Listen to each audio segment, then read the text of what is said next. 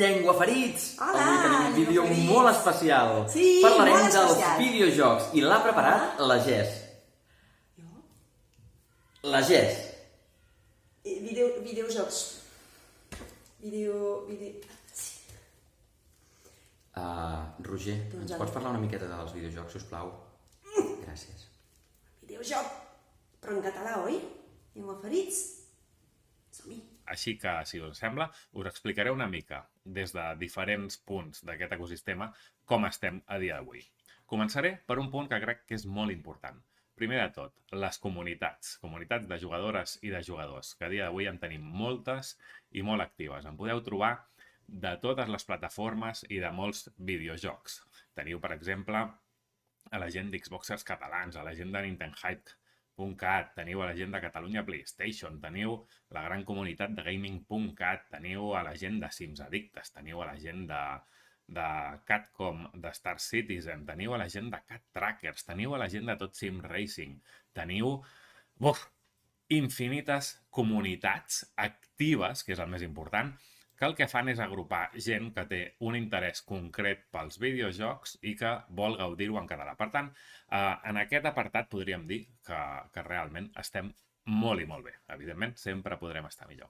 Per altra banda, tenim, per exemple, el que serien els mitjans de comunicació, sobretot en temes de mitjans de comunicació digital, on principalment a dia d'avui en tenim 3 com a mitjans que cobreixen tota l'actualitat dels videojocs, no? Com seria la gent de Ludica.cat, tenim a la gent de 3D Nasus i tenim a la gent de Nou Joc. D'altra banda, la cosa que més ens preocupa, evidentment, és el contingut que podem trobar en català en els videojocs, no? És a dir, quins videojocs podem jugar en català. I aquí és on, com us deia, tot i que hi ha hagut grans avenços, sobretot perquè Catalunya és una potència mundial a nivell de producció de videojocs i també d'estudis relacionats amb els videojocs, doncs tenim molta feina per fer.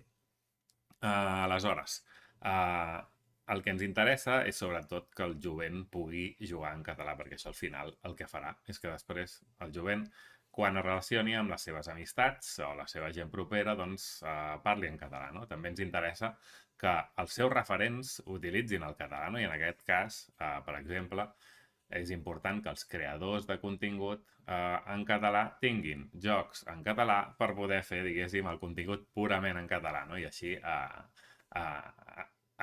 aconsegueixin ser referents lingüístics. Per això us animo a passar per la web canvia.cat, on precisament hem iniciat una campanya de recollida de signatures perquè Nintendo, PlayStation i Xbox incorporin i reconeguin el català a les seves plataformes. Per tant, queda molt camí per recórrer, però a dia d'avui el veig possible. Així que, llenguaferits, si algun altre dia voleu tornar a parlar d'algun altre tema relacionats amb el català i els videojocs, ja ho sabeu, estic a la vostra disposició.